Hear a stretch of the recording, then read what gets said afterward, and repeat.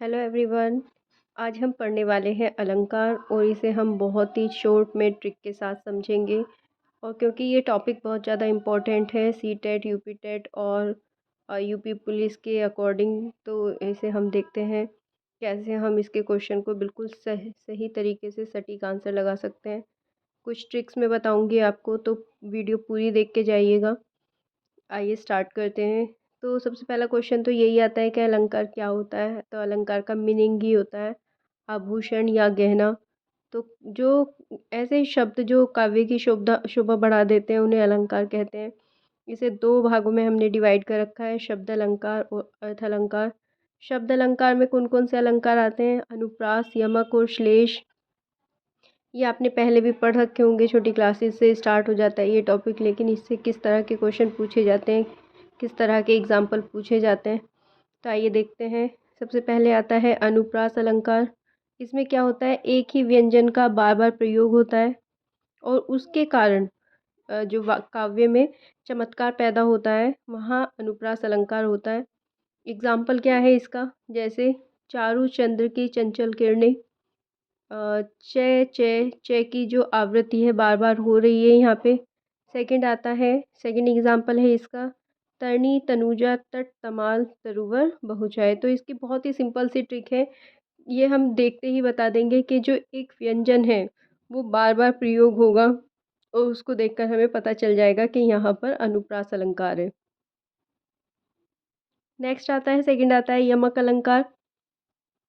यमक अलंकार में क्या होता है कि इसमें एक ही शब्द दो या दो से अधिक बार आएगा और उसका मीनिंग, जो उसका अर्थ है, वो भी हर बार अलग अलग ही होगा। जैसे हमें पढ़ने से ही पता चलेगा, काली घटा का घमंड घटा। तो यहाँ पे जो घटा और घटा वर्ड आया है, दो दो रूपों में इसको प्रयोग किया गया है। एक तो है मतलब कि काली जो घटा है, जो मतलब बादल है, उसके लिए यूज़ हुआ है, क्लाउड के लिए। और दूसरा जो घटा मीन्स माइनस, ठीक है ना, माइनस होना या घट जाना, कमी हो जाना, उसके लिए ये प्रयुक्त हुआ है। तो इससे हमें पता चल गया। थर्ड आता है श्लेष अलंकार। श्लेष अलंकार में क्या होता है कि जिस पंक्ति में एक एक ही शब्द का प्रयोग हो बार बार, लेकिन उससे उसके एक से अधिक अर्थ हो, वहाँ श्लेष अलंकार होता है। इस अलंकार को पहचानना थोड़ा सा मुश्किल होता है। बच्चे इसे कैसे पहचानेंगे ये बताते चलते हैं। जैसे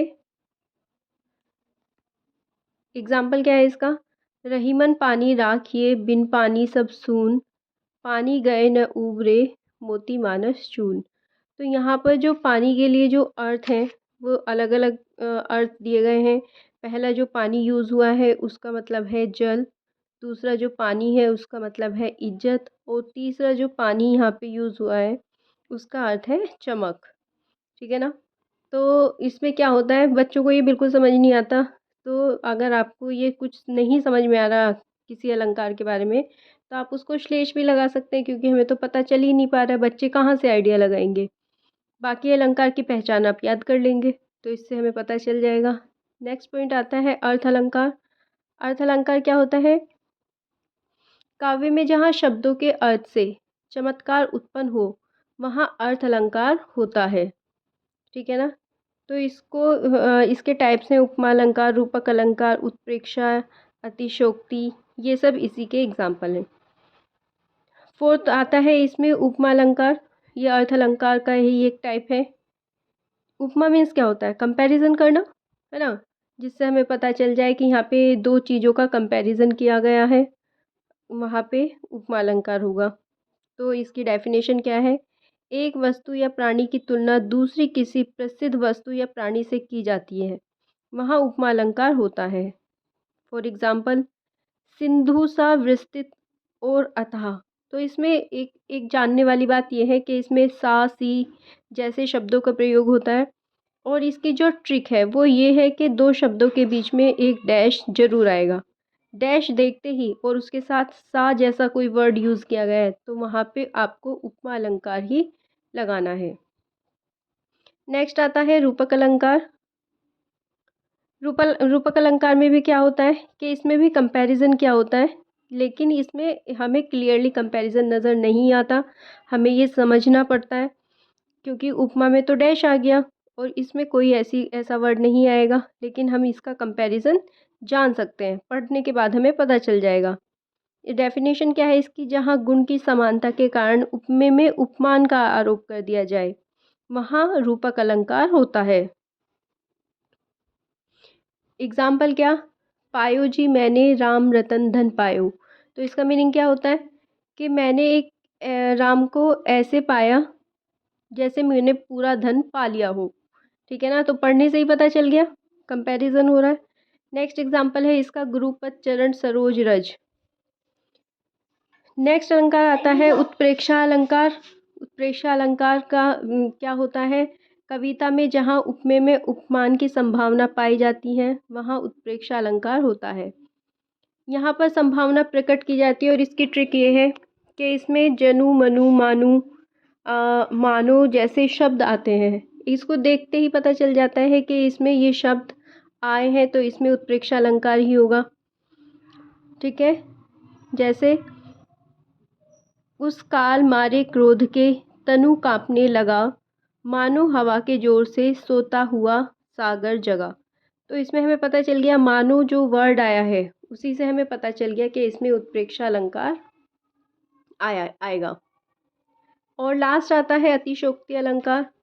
अतिशोक्ति अलंकार तो बहुत ही ज़्यादा सिंपल होता है, इसको तो हम एकदम देखते ही बता सकते हैं। कैसे? अतिशोक्ति अलंकार में बात को बहुत ज़्यादा बढ़ा चढ़ाकर बताया जाता है।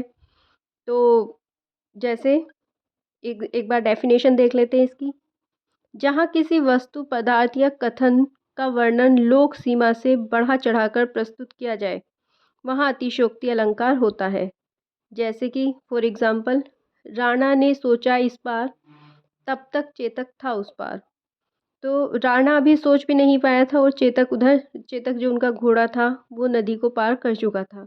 तो ये इसमें बहुत ज़्यादा बढ़ा चढ़ाकर बात को बताया जाता है। तो इससे हमें पता चल गया कि ये है अतिशयोक्ति अलंकार। आज की वीडियो इतनी ही। आज हमने सारे अलंकार एक बार देख लिए। अगली वीडियो में हम इससे रिलेटेड सारे क्वेश्चन करेंगे, क्या क्या किस तरह से क्वेश्चन आते हैं वो सारे हम इसके नेक्स्ट वीडियो में देखेंगे। अगर आपको ये वीडियो पसंद आई हो या ज़रा भी हेल्पफुल हो तो आप हमारे चैनल को सब्सक्राइब करें, वीडियो को लाइक करें।